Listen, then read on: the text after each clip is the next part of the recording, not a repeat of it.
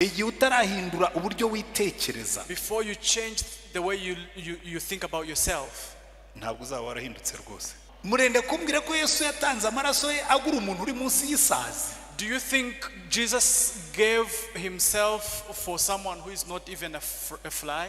Turi abantu b'igiciro cyinshi. We are precious people. Ariko umunsi umuntu yakoze icyaha, areba muri miruwari. When they look in the mirror, ariko ikizuru cyanjye ni kinini. They start looking at their noses. Ngo n'amenyo yanjye ntaringana. And the teeth are not aligned well. Amenyo ntabwo ari decoration. Teeth are not a decoration. N'urukezo rwo gukata ibyo turya. That's all. It's a scissor to cut food. Erego ugasanga umuntu niyo umushekeje ntaseka agira ngo batabona ko afite amenyo y'indigikira. When you make people they are afraid to smile because they told them that they ujye useka kuko Yesu yagupfiriye ujye mu byo byose hari ikintu kimwe. Yesu yampfiriye mfite amenyo ahengekeranye nzajya nseka. Buriya muri za 95 na 6 na 1995 1996 nari umuyobozi w'amasengesho kuruta uko nari umwigisha. I was the leader of prayer groups more than I was nashoboraga kuyobora amasengesho tugahera mu gitondo tukageza nimugoroba nta muntu urarambirwa. When everyone would still be engaged. Hari igihe umuntu yumva yakumbuye akavuga ngo yenga mbasogongeze. So sometimes I feel missing it. Amen. Turi ku munsi wacu wa kabiri. We are on day 2. Ku ntego yacu ivuga ngo muhindutse rwose. And our theme is being transformed. Iki cyumweru inyigisho iribanda cyane. And this week we are going to dwell ku guhindurwa no kubana n'Imana. And on transformation and living with God. Isi n'abantu mu migambi y'Imana. The world, the earth in the purpose of God. Inyigisho mfite giye nyinshi zishingiye ku isezerano rya kera mu gitabo cy'Itangiriro. My theme is based in the book of Genesis. Uyu munsi turareba umuntu hanze ya Edeni. Today we are going to look outside of Eden. Gutandukana kw'Imana n'umuntu yaremye. Separation of God and the human he created. Jewe nari nabyise ngo umuntu hanze y'ubwiza bw'Imana. I had changed it, the human outside the glory of God. Buriya ikintu gikomeye muzabona. One of the toughest thing that you will see. Muri Bibiliya iyo ubwiza bw'Imana bwakuvuyeho. In the Bible, when the glory of God is removed from you, ibintu byose bishobora kukwigerera. Everything will come upon you. Adamu na Eva bategekaga ibintu byose Imana yari yararemye. Adam and Eve were given all the things that God had created.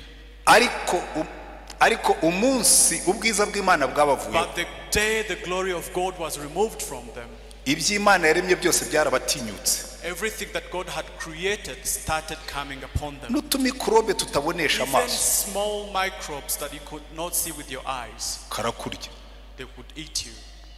Umuntu akaza akakubwira. And someone would come to you and tell you. Ngo haje akantu kitwa HIV. And something called HIV has come. Ntibashobora no kuyibona muri microscope. You cannot even see it in the microscope. Ariko iraturya.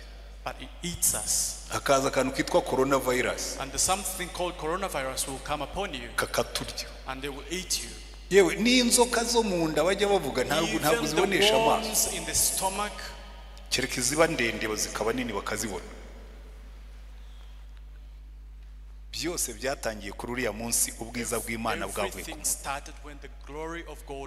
muntu. Namaze igihe kirekire nibaza ngo ariko ni iki kiva ku muntu agatakaza ubwiza bw'Imana. Murashaka kukimenya? Buriya naje kubisobanukirwa nsomye inkuru ya Samusoni. Murabizi Samusoni? Do you know Samson? Samusoni yakubitaga Abafilisitiya nk'igihumbi ari wenyine. Samson could beat like 1,000 Philistines. Ageze aho arabimenyera. But he found it, he got used to it. Noneho umunsi umwe one day akora icyaha. He sinned. Akinisha ibimenyetso by'ubunaziri bwe. And he neglected the symbols of his existence. Of consecration. Kuko buriya umusatsi muremure w'abanaziri. Because the long hairs of consecration. Nicyo cyari ikimenyetso cy'uko uyu muntu yiyeguriye Imana. It was a symbol that this person has given himself to go. iyo babonaga umuntu agenda mu nzira If they could see a person walking on the road, afite umusatsi utendeye utarigeze wogoshwa, having a long hair that has never been cut at all, baravuga ngo uriya agomba kuba ari umunaziri, they could say that this is a Nazarite. ni umuntu wiyeguriye Imana. He has given his life to the Lord. Ariko nubwo Samusoni yari yariyeguriye Imana ari umunaziri, But even though Samson had accepted this Nazarite role, ariko yari afite akabazo. he had a problem. Yari afite amaso abona abagore, He had eyes that could see women. aho yanyuraga hose Wherever he could be, baravuga ngo agera mu kibaya cy'Igaza abona umugore, when he reached in the valley of Gaza, he saw a woman. ageze i Soreka abona umugore, When he reached Soreka, he saw a woman. aho yanyuraga hose ikintu cya mbere Wherever he yabonaga could abagore. go, he could see women. Afite barumuna be benshi, He has a few brothers here. they are not a few. Navuze bafite barumuna be benshi. He has many of his brothers. Hanyuma umunsi umwe One day, ahura n'umugore. he met a woman. Umva, hari abagore hari n'abagore. There are women and there are women. Uriya mugore witwa Dalila, This woman called Delilah, ariko nabonye nawe afite barumuna be benshi, also Delilah has her sisters, basigaye bitwa Slay Queen. and they're called slay queens. Bazi kurya abantu. They know how to eat people. Sinyabasetsa hano. I always make you laugh. Nigeze kugenda inyuma y'abakobwa babiri. A few times recent, I went behind two ladies, Rero ngira ingeso yo kumva cyane. and I have a habit of listening. Njya nandarika amatwi iyo ndi muri siporo mu gitondo. I listen a lot when I'm walking. Umukobwa yabwiraga undi, This lady was telling another ati lady, shakira gisaza kiravuga ngo ngo kirimo this kirarya old umwana. man says that he eats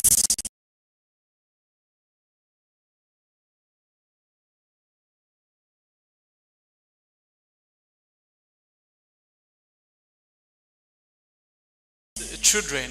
Ngo kirimo kirarya umwana. He thinks that he eats a child, Ngo ntikizi ko ari urimo kukirya. but he doesn't know that I eat him Ngo instead. nzamurya. I will eat him. Ngo ibyo nifuza kugeraho byose.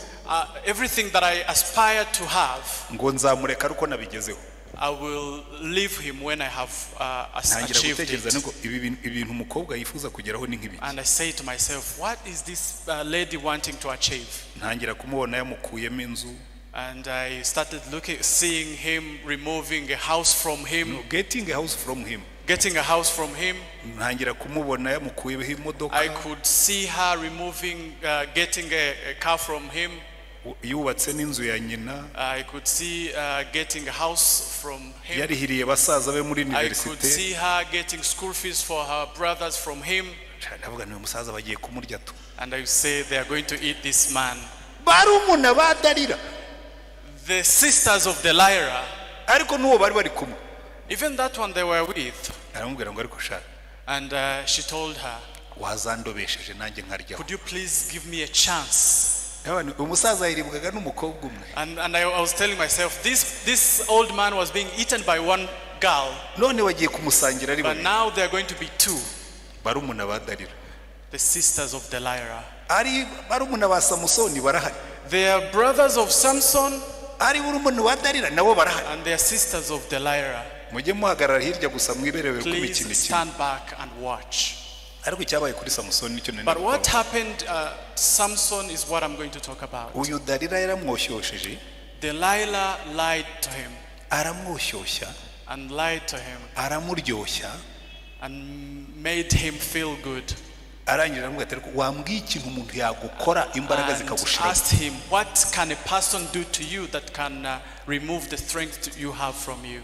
Tekereza umuntu akubajije icyo kibazo. And imagine if someone is asking you that question Ukamubwira icyo and you tell them ikintu umubeshye what makes you strong yet you are lying them, akabikora.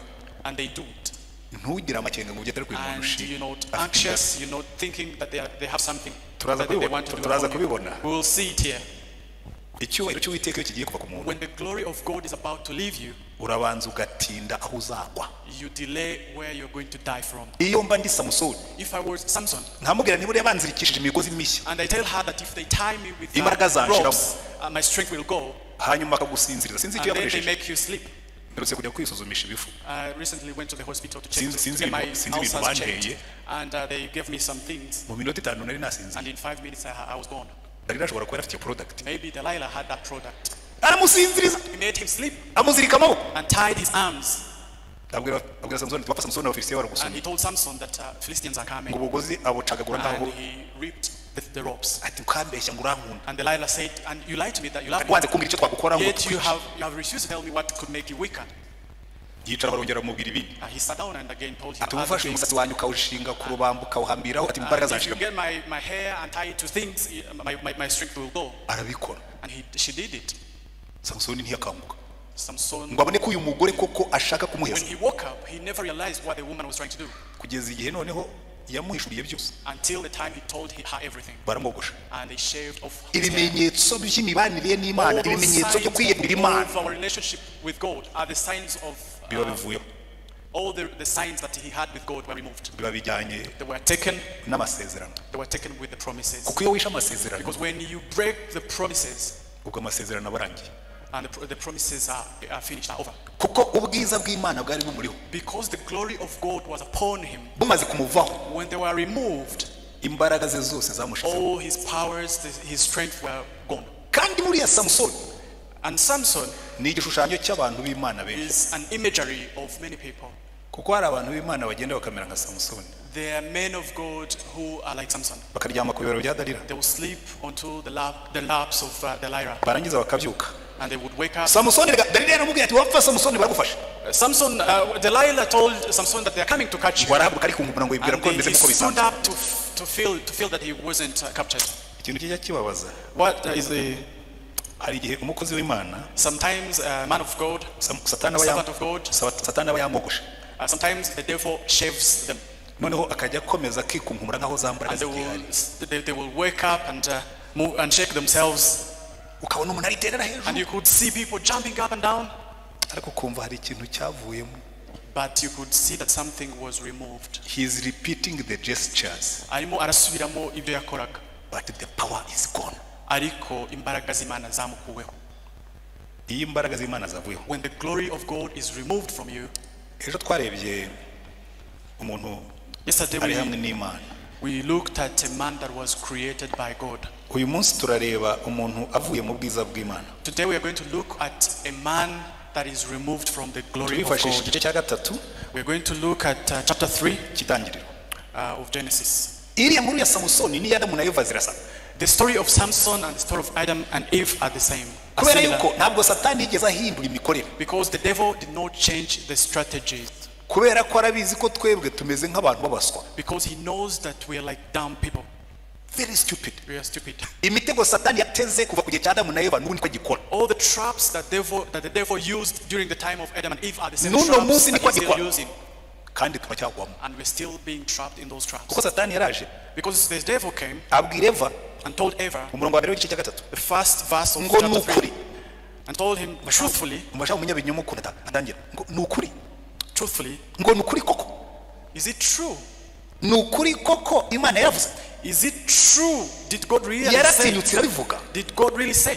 ngo ntimuzarye ku giti cyose cyo muri iyi ngobyi You must not eat from any tree in the garden.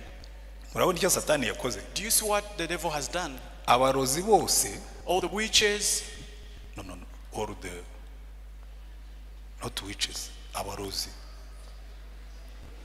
poisoners ntabwo ari witchcraft ntabwo nagiye mu barozi ndavuga abagabura uburozi bwo mu kanwa abarozi bose byita uko ushaka abarozi bose keep going.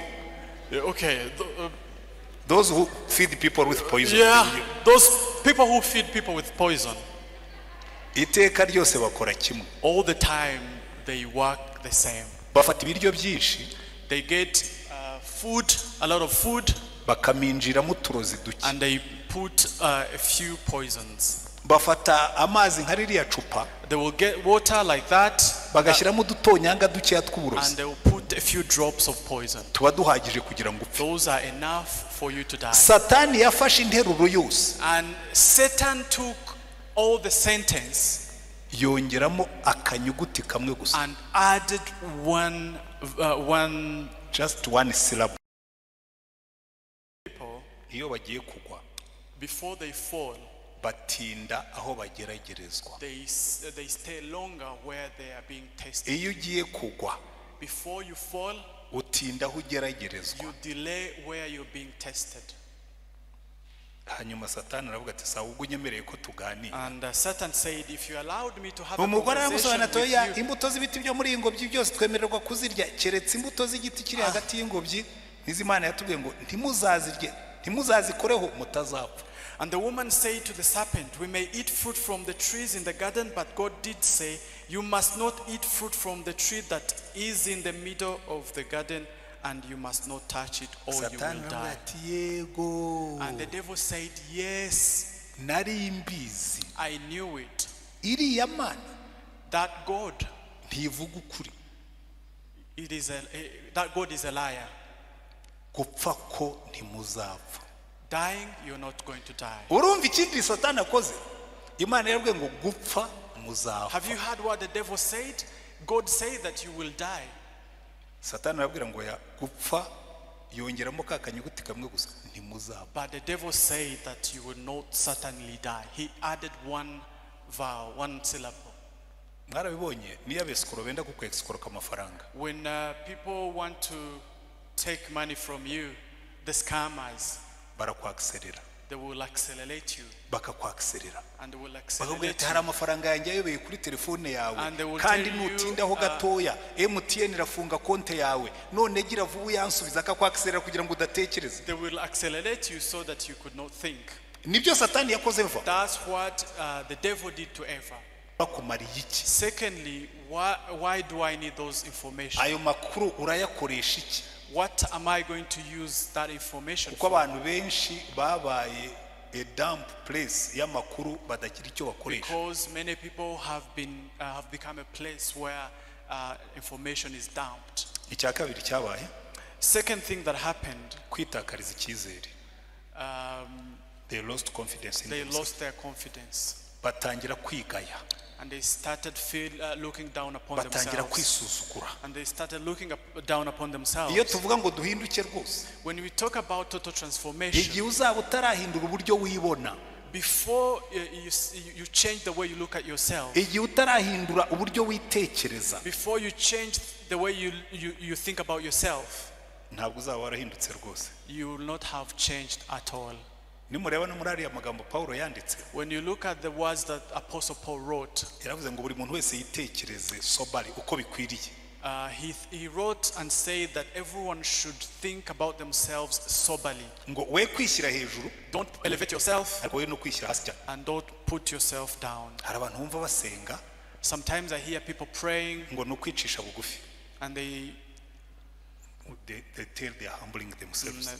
Ngo barimo baricisha bugufi. think they are humbling themselves. Mana, They will say, God, ngo urabizi, you know, ngo ntacyo ndicyo, I'm nothing. ngo nta nubwo ndi nk'isazi, I'm not even ngo like nta a nubwo ndi fly. nk'umunyorogoto. I'm not even like a worm.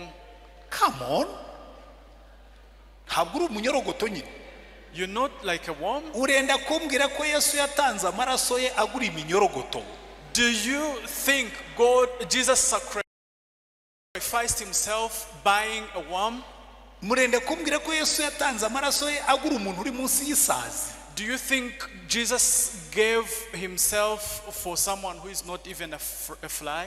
Turi abantu b'igiciro cyinshi. We are precious people. Ariko umunsi umuntu yakoze icyaha, But after people had sinned, batangiye kwibona ngo bambaye ubusa. they started looking at themselves naked. Areba muri miruwari, When they look in the mirror, ngo ariko ikizuru cyanjye ni kinini, they start looking at their noses, ngo n'amenyo yanjye ntaringanye. and the teeth are not aligned Fine. well. Amenyo ntabwo ari dekorasiyo, Teeth are not a decoration. ni urukezo rwo gukata ibyo turya. That's all. It's a seesaw to cut food. Erega ugasanga umuntu niyo umushekeje ntaseka agira ngo batabona ko afite amenyo And when you y'impingikirane. make people, they are afraid to smile because they told them that they. Ujye useka kuko Yesu yagupfiriye, Please ujye mu byo byose laugh hari ikintu kimwe. because Yesu Jesus- yampfiriye mfite amenyo ahengekeranye, nzajya nseka.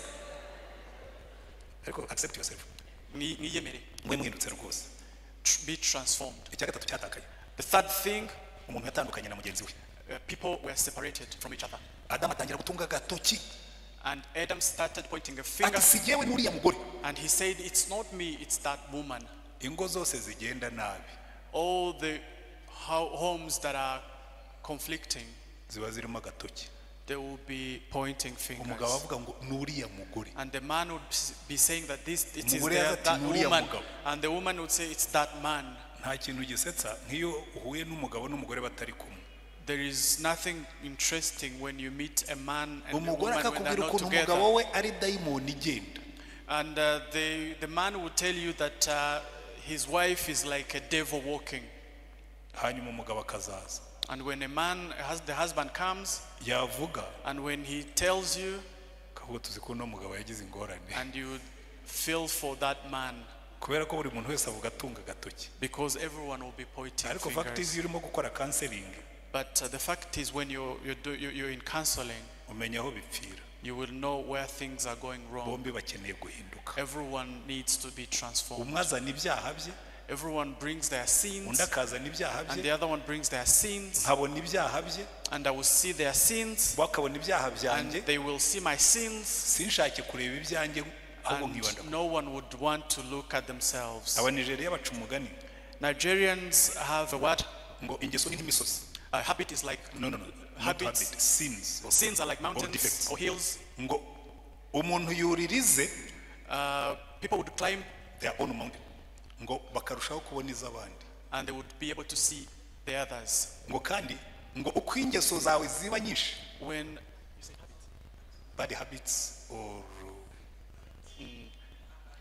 so when The more the bad more you see other people's bad the habits, more bad habits you have the higher the your more mountain the more bad habits you have, the higher your mountain your mountain is. abantu bafite ingeso mbi akenshi nibo bakunda kuneguriza abandi Many people who have many bad habits are the ones that see other people's kuko bad habits, ingeso ni nk'imisozi because bad habits are like mountains. ngo wurira izawe ukarushaho kubona iz'abandi You climb onto yours and you're able to see kandi uko other izawe people's ziba nyinshi habits. niko ubwo umusozi wawe uba muremure And the more your bad habits are more, the more you see other people's habits. guhinduka kwacu Our transformation. nuko tubanza tukikubita ku gatuza You have to first touch muri your buka chest. umufarisayo n'umukoresha w'ikoro A Pharisee and the tax collector a tax collector. umukoresha w'ikoro yaravuga ati mana umbabarire jyewe ndi umunyabyaha Tax collector went to God and said, please God, have mercy upon me. umufarisayo arimo kuvuga ngo And mana and the Pharisee was saying, God, ndagushimira ko ntameze nk'abo I bakoresha praise you that I'm not like this tax collector. jyewe niyiriza ubusa gatatu mu For cyumweru me, I fast 3 times in a week. nanga icya cumi n'icy'amasogi na nyiragasogereza I give tithe. yesu aravuga ngo mva ngo muri abo bombi And Jesus said that among those two, umukoresha w'ikoro azataha yababariwe the tax collector will go home forgiven, umufarisayo ataha n'ibyaha bye and the Pharisee will go back with their sins. mbere y'uko duhinduka Before we get transformed, tugomba kwemera ibyaha byacu we have to accept our icya sins. kane icyaha kishe The fourth thing that the sin killed, imibanire n'ibidukikije our relationship with the environment. imana ibwira inzoka God told the snake ngo maze wanzoka we that you snake, ujye umuruma agatsinsi please bite his heel.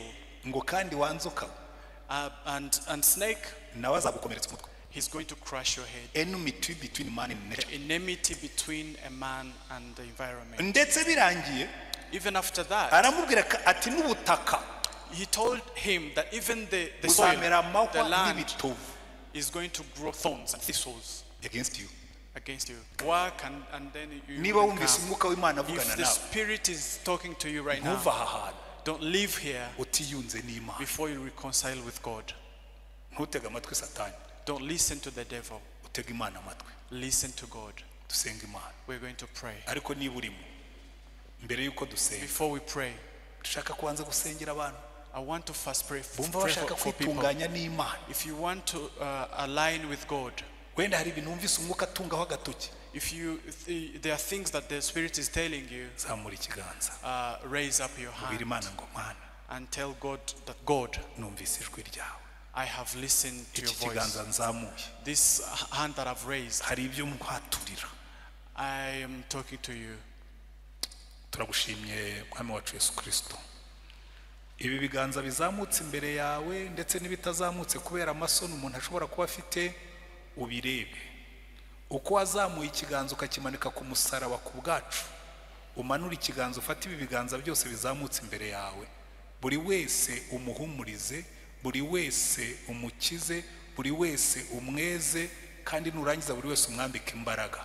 Guhera uyu munsi, muri iyi minsi umwambika imbaraga zo kunesha ibyo byamutegaga, ibyo byamubuzaga kukwegera, ibyo byamubuzaga kugendana nawe, haba mu buryo bw'imitekerereze, haba mu buryo bw'imivugire, haba mu buryo bw'imikorere. Utunganye ubwoko bwawe kugira ngo iminsi tubere iminsi yo kwezwa, tubere iminsi yo kunesha, tubere iminsi yo kwatura, kugira ngo tugendane nawe nk'uko bikwiriye.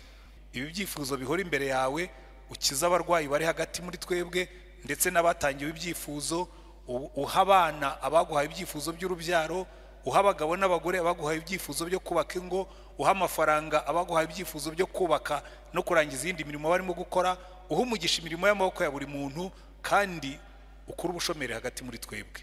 Ibyifuzo byose biri aha ngaha bisubizwe n'ikiganza cyawe kubw'urukundo rwawe rwinshi n'imbaraga zawe ufite. Uhabwe icyubahiro, ukomeze kuduha umugisha, kandi ubwo duhagurutse dutashye twongeye gusenga ngo duherekeze, turindisha imbaraga zawe, uduherekeze tugeze mu ngo zacu amahoro, kandi n'iri joro ribe ijoro ry'amahoro kuri twebwe n'abacu bose n'igihugu cyacu ndetse n'ibihugu bidukikije. Umugisha utanga urenze uwo twebwe twasaba, umugisha w'Imana ishobora byose, umugisha w'Imana Data n'Umwana n'Umwuka Wera, bane natwe twese n'abacu bose bihe byose, mu izina rya Umwami wacu Yesu Kristo, amen.